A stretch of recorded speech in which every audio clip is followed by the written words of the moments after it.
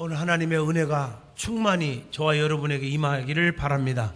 이 말씀을 스마트폰을 통해서, 유튜브를 통해서, 전 세계에서 TV를 통해서 이 말씀을 듣는 분들에게도 같은 은총이 영원하기를 진심으로 축원드립니다. 요한복음 12장 23절로 27절을 통해서 주님 섬기는 자의 복이라 하는 제목으로 함께 은혜를 나누고자 합니다. 성도가 신앙생활하면서 가장 많이 입으로 고백하는 것이 있습니다. 그것은 주님 사랑합니다, 끝까지 주님을 따르겠습니다, 죽도록 충성하겠습니다, 헌신하겠습니다, 그런 말로 고백을 합니다. 성도들이 이러한 고백을 하는 것은 주님을 섬긴다는 말로 한마디로 요약을 할 수 있겠지요. 여러분, 섬김이라는 단어는 이게 원래 디아코니아 혹은 디아코노모스라고 헬란 말에서 나온 말인데, 겸손이 내포되어 있는, 다시 말하면 교만이 없는 마음으로 주님을 바라보고 머리를 조아리고 엎드려 경배하는 등등 모든 말과 행동이 충성된 종의 자세인 상태를 가리켜서 섬김이라 이렇게 말을 하는 것입니다. 선한 청지기가 되기를 원하는 복된 성도들은 우리의 주인 되신 예수 그리스도를 잘 섬기는 삶을 살아야 될 줄로 믿습니다. 오늘 본문을 통해서 주님을 섬긴다는 것이 성도들에게 어떤 의미를 가져다 주고, 섬기면 어떤 복을 하나님이 주시는지, 오늘 섬김에 대한 은혜를 받으면서 새로운 결단, 소망의 다짐을 갖는 은혜의 복된 예배가 꼭 되어지기를 바랍니다. 그러면 제일 먼저 주님을 섬긴다는 의미가 무엇인지를 말씀드리고자 합니다. 첫째가 요한복음 12장 26절, 사람이 나를 섬기려면 나를 따르라, 나 있는 곳에 나를 섬기는 자가 거기 있으리니 그 사람이 나를 섬기면 내 아버지께서 그를 귀하게 여기시리라.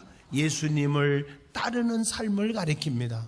주님을 따르면 주님께서 책임져 주시는데, 따르는 자에게는 반드시 조건이 있습니다. 마태복음 16장 24절, 자기를 부인하고 자기 십자가를 짊어지고 주님만을 쫓아 살아가는 것입니다. 그리고 누가복음 14장 26절, 세상의 모든 것들을 과감하게 포기할 줄 알아야 합니다.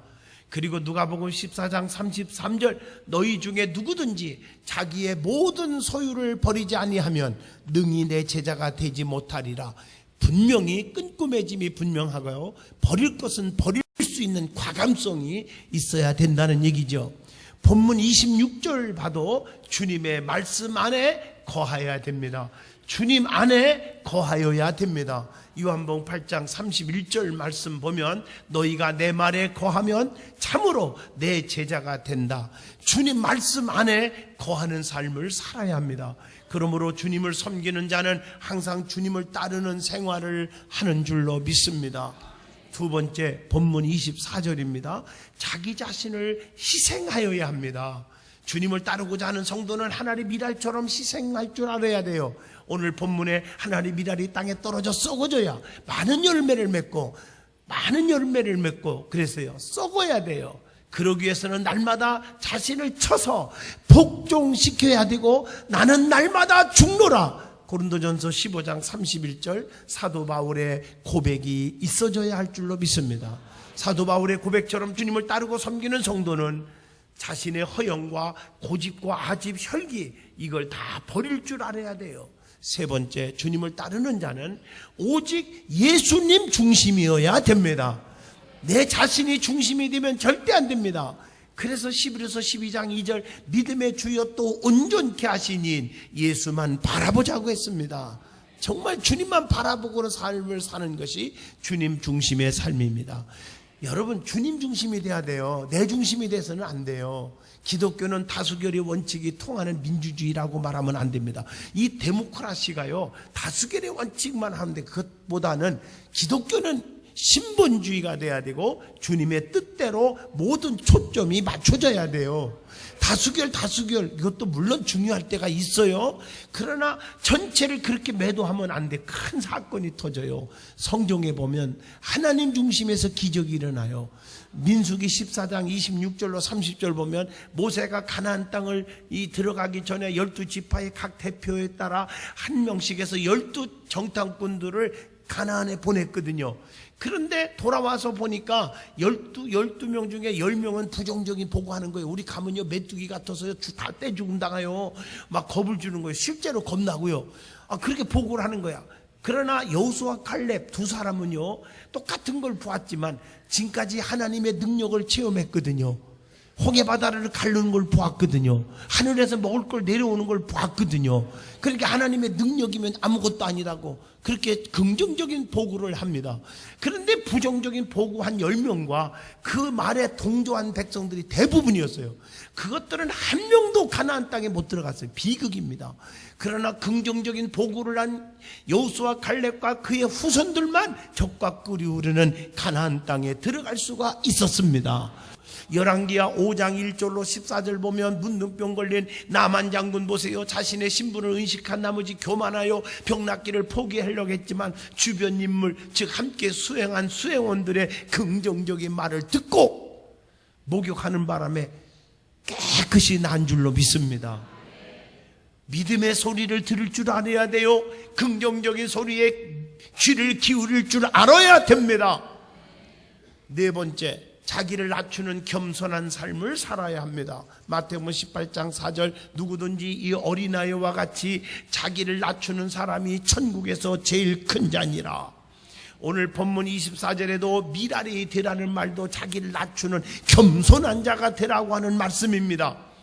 그래서 예수님의 겸손을 우리는 본받아야죠. 성경에 보면 예수님에 대해서 예언하기를 이사야 53장 2절에 애모를 보면 흠모할 것이 없다고 했고, 이사야 53장 3절을 보면 세상의 영광으로 보면 멸시 천대를 받아 버림바 되셨다고 했고, 마태복음 2장 23절 보면 명성으로 보면 낫의 사람이라고 칭함을 받았고, 또 마태복음 8장 20절 부귀를 보면 머리를 뚫을 것조차도 없었다. 지희로 보면 마태복음 13장 55절에 목수의 아들이다. 또 권세로 보면 요한복음 13장 5절 제자들의 발을 씻어주는 자다. 여러분, 이 모든 것이 겸손한 예수님의 모습을 그려보는 겁니다. 실제적으로는 예수님은 하나님의 아들이요, 만왕의 왕이요, 대제사장이요, 대선지자요, 그리스도십니다. 그러한 절대적인 권력자이심에도 능력이 있음에도 불구하고 우리 주님은 끝까지 겸손의 본을 보여주셨습니다. 빌립보 2장 7절로 8절에 오히려 자기를 비워 종의 형체를 가지사 사람들과 같이 되었고 사람의 모양으로 나타나사 자기를 낮추시고 죽기까지 복종하셨으니 곧 십자가의 죽으심이니라. 내가 죽어야 되는데 내가 살아요 자꾸. 그래서 시험 드는 거예요. 마태복음 20장 28절 인자가 온 것은 섬김을 받으려 하는 곳이 아니라 도리어 섬기려 하고 자기 목숨을 많은 사람의 대속물로 주려 함이니라 라고 말씀합니다. 그러므로 예수님은 겸손한 자에게 베드로전서 5장 5절 은혜를 주시느니라. 겸손은요 값진 것임을 알아야 합니다.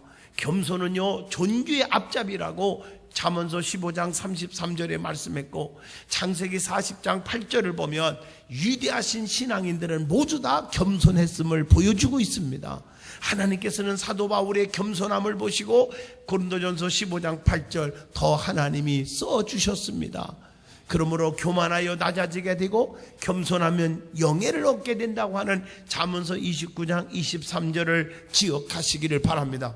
그리고 겸손은요 은혜의 도구가 되는 겁니다. 그래서 잠언서 3장 34절에 그는 거만한 자를 비웃으시며 겸손한 자에게 은혜를 베푸시나니 그렇게 말씀하고 있어요.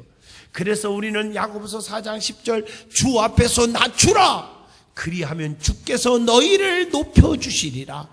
겸손은 지혜의 그릇이 됩니다. 그래서 잠언서 11장 2절 교만이 오면 욕도 오거니와 겸손한 자에게는 지혜가 있느니라. 겸손한 자에게 지혜를 줘요. 그래서 사도 바울처럼 빌립보 4장 12절 나는 비천에 처할 줄도 알고 풍부에 처할 줄도 알았다. 그렇게 모든 일체의 비밀을 거기서 배웠다고 고백합니다. 그리고 에베소 4장 2절로 3절에 부르심에 합당하게 사는 행위가 겸손과 온유인 줄로 믿습니다. 그래서 베드로전서 5장 5절 말씀처럼 겸손으로 허리를 동일 때 하나님께서 은혜를 주시는 것입니다. 그리스도인의 참된 대인관계는 자기보다 남을 더 낮게 여기는 생활임을 에베소 3장 8절에 말했습니다. 뿐만 아니라 세례 요한의 겸손을 배웁시다. 세례 요한을 고백을 통해서 겸손을 배우게 합니다. 그는요, 요한복음 3장 28절 주님의 보내심을 받은 자라고 고백합니다. 마태복음 3장 11절에 나는 그의 신을 들기도 감당치 못하겠노라, 예수님을 높이는 거예요. 그래서 그는 요한복음 3장 30절 그는 흥하여야겠고 나는 쇠하여야 한다고 고백하고 있습니다. 여러분, 정말 세례 요한처럼 우리는요, 애치는 자의 소리가 되십시오. 애치는 자의 소리는 형체가 없어 소리는, 그러나 그 소리에는 능력 있고 감동 있고 역사가 있어서 예수님을 높이는 줄로 믿습니다. 우리도 세례 요한을 본받아서 소리가 되시기를 축원합니다. 성경에 나오는 하나님의 종들의 겸손도 한번 본받아야 되겠죠. 요셉이라는 사람은요, 창세기 41장 16절에 야, 역시 내가 천재야 그러지 않았어요. 꿈 해몽의 능력이 내게 있는 것이 아니라 하나님께 있습니다. 이사야도요, 이사야 6장 5절에 자신을 가리켜서 나는 입술이 부정한 자로다. 모세도요, 출애굽기 4장 10절에 말에 능치 못하고 입이 뻣뻣하고 혀가 둔한 자라 그렇게 고백했고, 다니엘도요, 다니엘서 2장 30절 보면 내가 뛰어남이 아니라 하나님의 베푸신 전적인 은혜라고 고백하고 있습니다. 사도 바울도 고린도전서 15장 10절에 내가 나딘 것은 전적으로 누구요? 하나님의 은혜로 된 것이니 내게 주신 그의 은혜가 헛되지 아니하여 내가 모든 사도보다 더 많이 수고하였으나 내가 한 것이 아니요 오직 나와 함께 하신 하나님의 은혜로다 라고 고백합니다. 요셉도 보면요, 모든 면에 겸손한 자였기에 모든 것을 참고 인내할 줄 알았어요. 형들에 의해서 애굽으로 팔려갔지요. 주인의 가정에 갔더니 평안을 지켜주기 위하여 온갖 누명을 쓰고 감옥까지 가게 되었잖아요. 그러나 요셉은 겸손했고 선한 성품을 가진 사람이었기에 자포자기하지 않고 끝까지 참았고 하나님을 의지했더니 그가 애굽의 엄청난 총리가 되고 원수 앞에 상을 베풀었던 모습을 창세기 41장 41절로 43절을 통해서 증언하고 있습니다. 오늘 이처럼 겸손한 사람은 자포자기하지 않으며 주님의 섭리를 기다리고 맡겨진 사명에 온전히 충실하게 묵묵히 살아가는 줄로 믿습니다. 현실의 어려움만을 생각하지 않기를 축원드립니다. 주님이 더 높여주실 날이 반드시 온다는 사실을 믿으시기를 바랍니다. 자, 그 다음에 은혜 받을 말씀은 우리 주님을 섬기는 자는 어떤 다짐을 해야 되고 어떤 각오를 가지고 살아야 되는지 말씀을 드립니다. 우리들은 입술로만 주님을 섬긴다 하지 말고 심령 깊은 곳에 섬기는 자로서의 다짐과 결단이 있어야 돼요. 언어와 행동, 근본적인 마음가짐이 중요하다는 것이죠.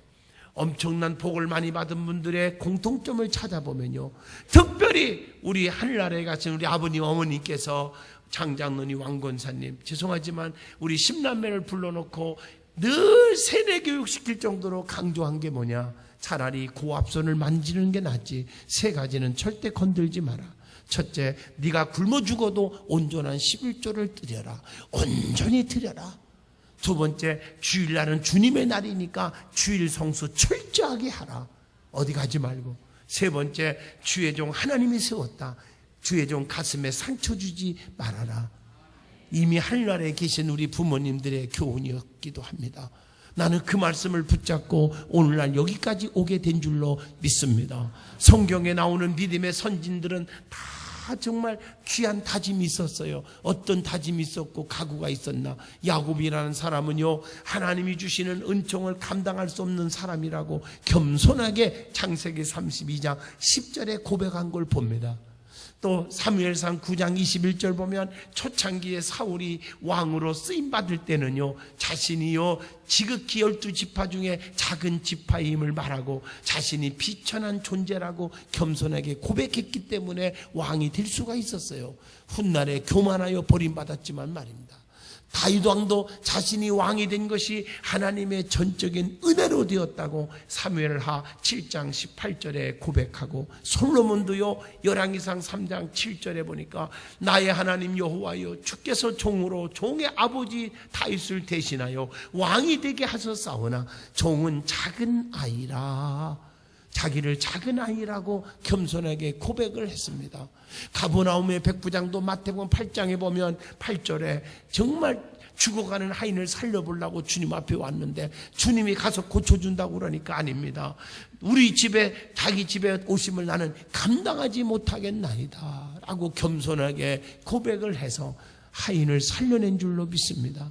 디모데전서 1장 15절에도 사도 바울은 자신이 죄인 중에 괴수라고 그렇게 고백을 하고 있습니다. 예수님께서도 하나님 아버지에 대해서 섬김의 생활로 고백합니다. 요한복음 5장 30절에 주님이 뭐라고 말씀했습니까? 심판의 주권이 하나님께 있다고 고백합니다. 영광의 대상도 하나님이라고 요한복음 5장 41절에 고백했고, 예수님이 이 땅에 오신 목적도 하나님의 뜻을 성취하기 위해 오셨다고 증언하는 내용이 요한복음 6장 38절로 39절에 기록되어 있습니다. 여덟 번째로 예수님의 교훈에서 나타난 섬김을 찾아볼 수가 있어요. 우리 주님께서는 자신을 가리켜서 마태복음 11장 29절 나는 온유한 자라고 말합니다. 주님 자신이 온유하기 때문에 사람들에게 편안한 쉼을 줄 수가 있다는 거지요. 마태복음 11장 29절에 그렇게 말씀하고 있어요. 그리고 서로 높이기를 원하는 제자들에게 낮아질 것을 권고하는 누가복음 9장 46절로 48절에 말씀하고 계십니다. 그래서 마태복음 23장 11절 보면 너희 중에 큰 자는 너희를 섬기는 자가 되어야 하리라. 큰 자는 다른 사람들을 섬기는 자가 되라고 계속해서 말씀하고 계십니다. 우리는 섬김을 받으려고 하지 마시고 섬기는 자가 되시기를 바랍니다. 우리 주님께서 이 땅에 오신 목적도 죽기까지 복종하신 섬김의 본을 보이기 위해서 오셨어요. 마가복음 10장 45절에 인자가 온 것은 섬김을 받으려 함이 아니라 도리어 섬기려 하고 자기의 목숨을 많은 사람의 대속물로 주려 함이니라고 말씀한 것입니다. 그러면 주님을 섬기는 자는 헌신의 자세가 있어야 돼요. 하나님은 헌신하는 사람을 지금도 찾고 계시고 헌신하는 자를 원하시고 계십니다. 헌신이란 말은 하나님께서 기뻐하신 일을 행하는 것을 의미합니다. 이사야 6장 8절에 내가 또 주의 목소리를 들으니 주께서 이르시되 내가 누구를 보내며 누가 우리를 위하여 갈꼬 하시니 그때에 내가 이르되 내가 여기 있나이다 나를 보내소서. 헌신이 뭘까요? 첫째, 자기를 드리는 거예요. 나를 보내소서. 아고고짜 빈들에도 가겠나이다. 히브리서 7장 27절에 자기를 드리라 하겠어요. 또 사도행전 17장 25절에 모든 것을 내어놓는 거라고 했어요. 세 번째, 고린도전서 4장 7절 누가 너를 남달리 구별하였느냐? 네가 있는 것 중에 받지 아니한 것이 무엇이냐? 네가 받았은즉 어찌하여 받지 아니한 것 같이 자랑하느냐? 자랑하지 않는 거라. 네 번째, 누가복음 19장 8절에 사케오 얘기입니다. 어려운 자를 돕는 자가 되라. 다시 말하면 남의 거 뺏은 거 4배나 갚아주고 내 재산 반절을 잘라서 가난한 사람에게 나눠주겠습니다. 그러면 헌신을 어떻게 하는 것입니까? 여호수아 22장 5절 오직 여호와의 종 모세가 너에게 명령한 명령과 율법을 반드시 행하여 너희 하나님 여호와를 사랑하고 그의 모든 길을 행하며 그의 계명을 지켜 그에게 친근히 하고 너의 마음을 다하며 성품을 다하여 그를 섬길지니라. 마음을 다해야 됩니다. 마태복음 22장 37절 목숨을 다하고 뜻을 다하여 주 너희 하나님을 사랑하라. 목숨을 다해서 하는 거예요. 고린도후서 8장 3절 내가 증언하노니 그들이 심대로 할 뿐 아니라 심에 지나도록 자원하여 심껏 하라고 그랬습니다. 그리고 로마서 12장 1절 너희의 몸을 하나님이 기뻐하시는 거룩한 산제물로 드리라. 이는 너희가 드릴 영적 예배니라. 몸을 드리는 거예요. 에베소 5장 16절로 17절 세월을 아끼라. 때가 악하니라. 그러므로 어리석은 자가 되지 말고 오직 주의 뜻이 무엇인지를 이해하라. 하나님 앞에 시간을 드릴 줄 알아야 됩니다. 마태복음 25장 15절 각각 맡은 달란트가 있습니다. 자기의 재능을 주님께 총동원해서 드려야 되고, 사도행전 20장 24절 말씀 내가 달려갈 길과 주 예수께 받은 사명 곧 하나님의 은혜의 복음을 증언하는 일을 마치려 하면은 나의 생명도 조금도 귀한 것으로 여기지 아니하노라. 생명까지 아끼지 않는 거예요. 그러면 이 헌신하는 구체적인 자세가 무엇일까요? 첫째, 사도행전 20장 19절 곧 모든 겸손과 눈물이며 겸손과 눈물로 하라. 두 번째, 사도행전 20장 19절 유대인의 간제로 말미암아 당했던 핍박과 시험을 참고 주를 섬김과 환난과 핍박을 참고 섬기는 것. 그 다음에 로마서 7장 6절 영의 새로움으로 하라. 네 번째, 로마서 12장 11절 부지런하여 게으르지 말고 열심을 품고 주를 섬기라. 부지런하게 하시기를 바랍니다. 갈라디아서 5장 13절 보면은 거기에 보면 사랑으로 하라. 사랑으로, 서로 사랑으로 하라. 사랑이 있어야 돼. 모든 게 사랑이 없이는 안 돼요. 헌신하되. 사랑은요, 이해하는 거예요. 덮어주는 거예요. 안아주는 거예요. 품어주는 거예요. 감싸주는 거예요. 용서하는 거예요. 사랑으로 하라. 그리고 출애굽기 35장 21절 마음이 감동된 모든 자와 자원하는 모든 자가 와서 회막을 짓기 위하여 그 속에서 쓸 모든 것을 위하여 거룩한 옷을 위하여 예물을 가져다가 여호와께 드리니.